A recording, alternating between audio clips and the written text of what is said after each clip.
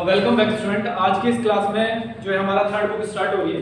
Third book मैंने आपको बताया, यानी फर्स्ट बुक अभी हमने पार्टनरशिप कंप्लीट की है पूरी। अकेली बुक जो है 30 मार्क्स की थी, एनपीओ हमारा 10 मार्क्स का, और जो शेयर्स था हमारा वो भी कंप्लीट हो चुका है, यानी वो 10-20 मार्क्स की। ये अकेली बुक जो आज हम एनालिसिस ऑफ फाइनेंशियल स्टेटमेंट, जो आपने 11 में भी किया था, 11 में हमने बैलेंस शीट बनाई थी, ट्रेडिंग बनाया था, पीएनएल बनाया था, तो वहां पर हमने उनको किस तरीके से बनाते हैं हमने वो सीखा था।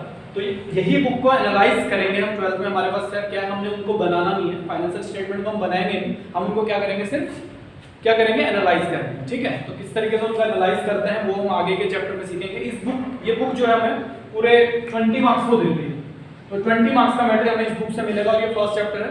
और पूरी टोटल बुक में जो हमारे 5 चैप्टर आते हैं, तो पहला चैप्टर थियोरेटिकली है, बहुत ही ईजी है, और नेक्स्ट भी थियोरेटिकल, और आगे के जो 3 चैप्टर होंगे वो हमारा प्रैक्टिकल है।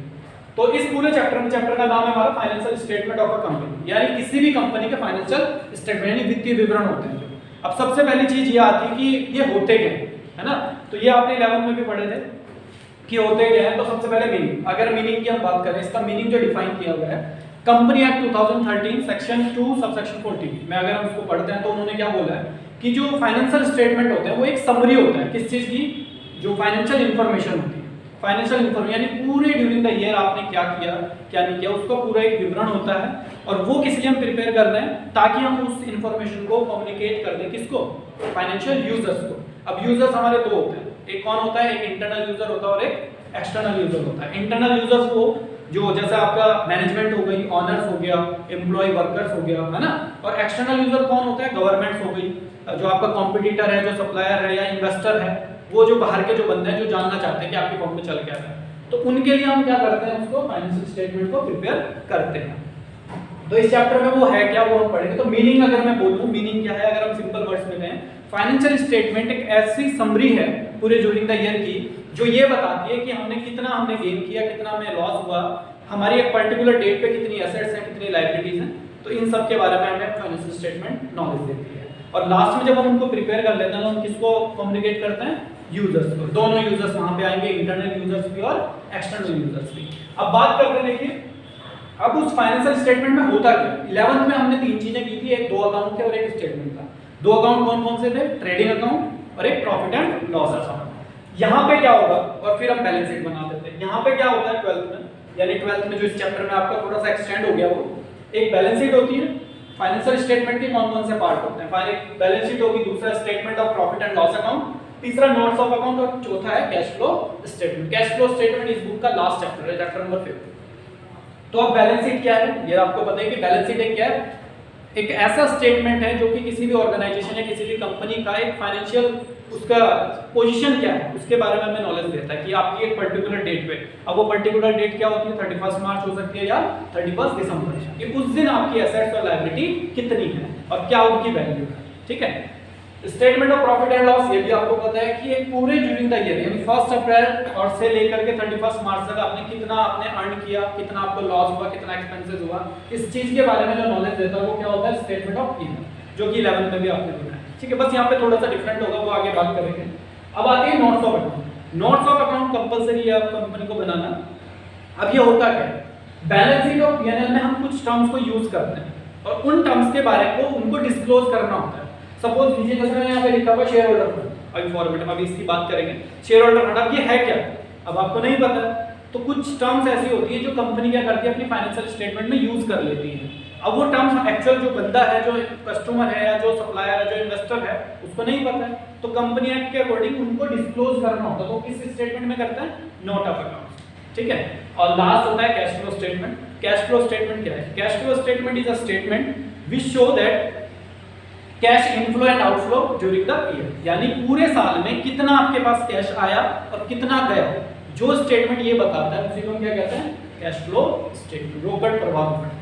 अब यहाँ पे एक एमसीक्यू तैयार हो सकता है आपका, क्या हो सकता है कि वो कई बार ये पूछते हैं कि कैश फ्लो स्टेटमेंट किस अकाउंटिंग स्टैंडर्ड में आता है। तो अकाउंटिंग स्टैंडर्ड कौन सा होगा, 3rd, जो कि हमने 11th में पढ़े थे, आपने चैप्टर नंबर 3rd में अकाउंटिंग कंसेप्ट हमने पढ़े थे, अकाउंटिंग स्टैंडर्ड हमने पढ़े थे। तो अकाउंटिंग स्टैंडर्ड 3rd में हमारा कैश फ्लो स्टेटमेंट आता है। और अगर क्वेश्चन एमसीक्यूज में आए कि किस इंडियन अकाउंटिंग स्टैंडर्ड में आता है, यानी इंड एएस, तो तब इसका आंसर क्या हो जाएगा, 7। तो अगर अकाउंटिंग स्टैंडर्ड में क्वेश्चन पूछे तो 3rd होएगा, अगर इंड लगाओ उसके आगे यानी इंडियन, अकाउंटिंग स्टैंडर्ड, तो उसका आंसर क्या होगा 7। तो अब इस चैप्टर में और क्या है, इस चैप्टर में अब बैलेंस शीट। बैलेंस शीट आपको याद होगा 11th में आपने जब बनाई थी तो हॉरिजॉन्टल बनाई थी।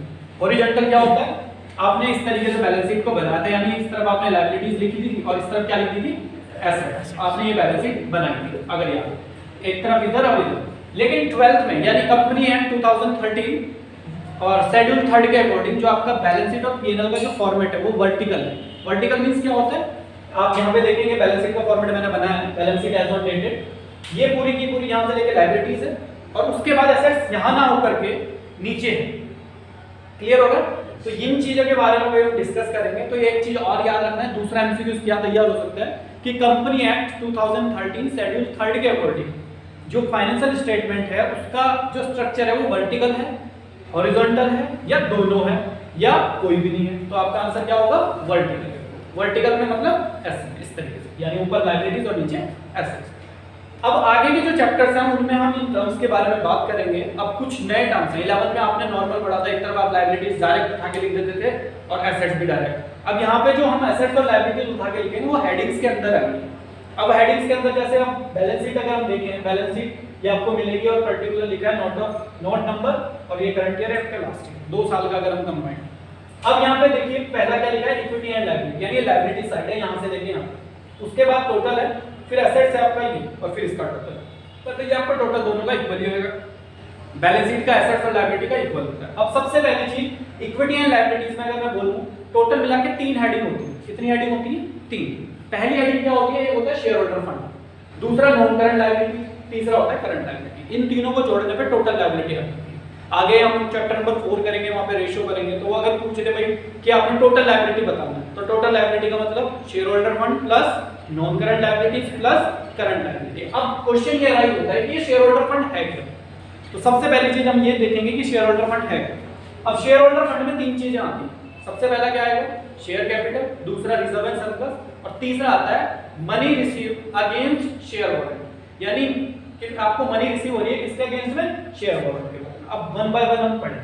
अब आपसे अगर वो पूछ रहे कि what do you mean by shareholder fund, तो शेयर होल्डर फंड से आप क्या समझते हैं, यानी इन तीनों का total, share capital, reserve and surplus and money receive against shareholder, इन दोनों को अगर तीनों को आप जोड़ दें तो आपका क्या आ जाएगा, शेयर होल्डर फंड। अब शेयर कैपिटल भी 2 टाइप की होती है, कौन कौन सी, इक्विटी शेयर्स और प्रेफरेंस शेयर्स। इक्विटी शेयर्स और प्रेफरेंस शेयर को अगर आप जोड़ दें तो शेयर कैपिटल आएगा आपका, वो हमने डिस्कस किया हुआ, ये शेयर्स वाले कितनी इक्विटी शेयर्स क्या होते हैं, प्रेफरेंस क्या होते हैं। रिजर्व एंड सरप्लस क्या होगा, रिजर्व एंड सरप्लस में जितने भी रिजर्व होते हैं, जैसे आपका इन्वेस्टमेंट फ्लक्चुएशन रिजर्व हो गया, इन्वेस्टमेंट फ्लक्चुएशन रिजर्व या वर्कमैन कंपोजिशन रिजर्व हो गया, कैपिटल रिजर्व हो गया, है ना, statement of profit and loss, आपका जो आपने पीएनएल बनाया वहां पे जो प्रॉफिट आया आपको या लॉस आया वो प्रॉफिट यहां पे रिजर्व एंड सरप्लस में मेंशन करते हैं।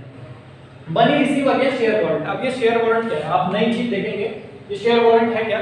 शेयर वारंट एक फाइनेंशियल इंस्ट्रूमेंट होता है, क्या होता है, फाइनेंशियल इंस्ट्रूमेंट होता है जो ऑनर को ये राइट देता है, यानी होल्डर को ये राइट देता है कि उसके पास जो ये शेयर वारंट है वो विद इन सर्टेन पीरियड, एक सर्टेन पीरियड बाद एक सर्टेन अमाउंट में कन्वर्ट हो जाएगा, किसमें, इक्विटी शेयर्स।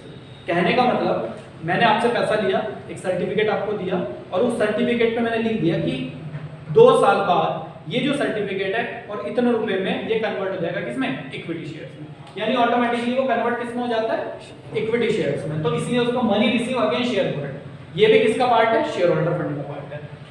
नेक्स्ट हेडिंग हमारी जो आती है नॉन करंट लायबिलिटी। अब नॉन करंट लायबिलिटी क्या है, वो लायबिलिटी जिसकी पेमेंट आपको 1 साल के बाद करनी होती है, यानी जो लॉन्ग टर्म के लिए मार्केट से पैसा रेज करते हैं उसको हम नॉन करंट लायबिलिटीज कहेंगे।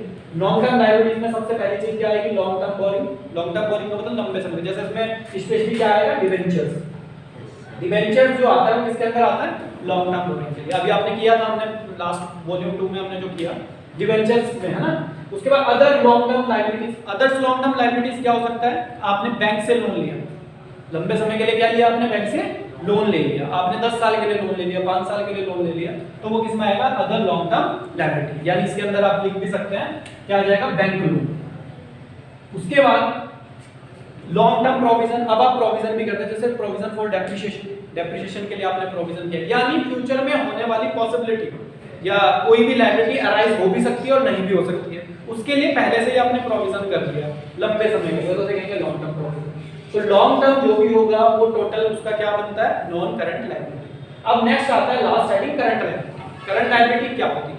ऐसी लायबिलिटी जिसकी पेमेंट विद इन 1 ईयर हमें करनी होती है। जैसे करंट लायबिलिटी का एग्जांपल क्या होगा? क्रेडिटर, बिल्स पेबल, आउटस्टैंडिंग, ठीक है ना, अदर्स करंट लायबिलिटी, ये सारी चीजें में आता है करंट लायबिलिटी। तो उसके अंदर मैंने लिखा नहीं है, आप लिख भी सकते हैं, जैसे क्रेडिटर हो गया, आपका बिल्स पेबल हो गया, आपका आउटस्टैंडिंग हो गया, और आपका जो है अदर करंट लायबिलिटी इसके अंतर्गत आपका अदर करंट लायबिलिटीज। इन सब का टोटल करने पे आपका टोटल लायबिलिटीज आ जाता है। अब आगे क्या होगा? एसेट्स। अब एसेट्स में क्या है?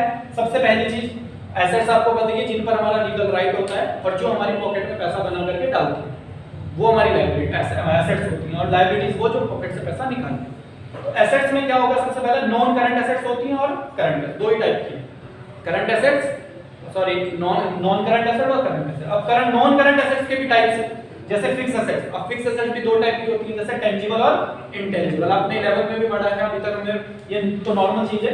अब इसमें क्या होगा? देखिए टेंजिबल में क्या होगा? वो चीजें जिनका फिजिकल एग्जिस्टेंस है, जैसे land and building, plant, machinery, है ना, ये सारी फर्नीचर हो गया, ये आपका क्या है? टेंजिबल। और इनटेंजिबल कौन सी होती है?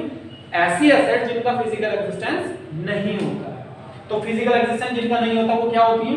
जैसे गुडविल, प्लांट, और सॉरी गुडविल हो गया आपका, ट्रेडमार्क हो गया, और कॉपीराइट हो गया, पेटेंट हो गया, ये सब क्या है? Intangible assets. Non current investment, ऐसा इन्वेस्टमेंट जो आपने 1 साल से ज्यादा के लिए मार्केट में कहीं पैसा अगर लगाया है तो उसे क्या कहेंगे? Non current investment. इसमें लोन एंड एडवांस भी आ सकता है आपका, ठीक है।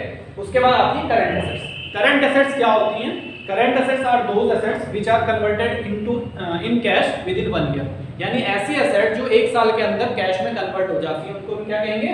Current assets. इसके एग्जांपल करंट इन्वेस्टमेंट, अगर 1 साल के लिए से कम के लिए आपने मार्केटेबल सिक्योरिटीज खरीदी हैं, ठीक है ना, आपने बिजनेस में पढ़ा था, हमारे इंस्ट्रूमेंट ट्रेजरी बिल वगैरह में आपने पैसा लगाया हुआ है, तो वो करंट इन्वेस्टमेंट में आता है। या इन्वेंट्री मतलब स्टॉक। इन्वेंट्री भी 3 टाइप का होता है, ओपनिंग रॉ मटेरियल हो गया, वर्क इन प्रोग्रेस हो गया, और फिनिश गुड्स।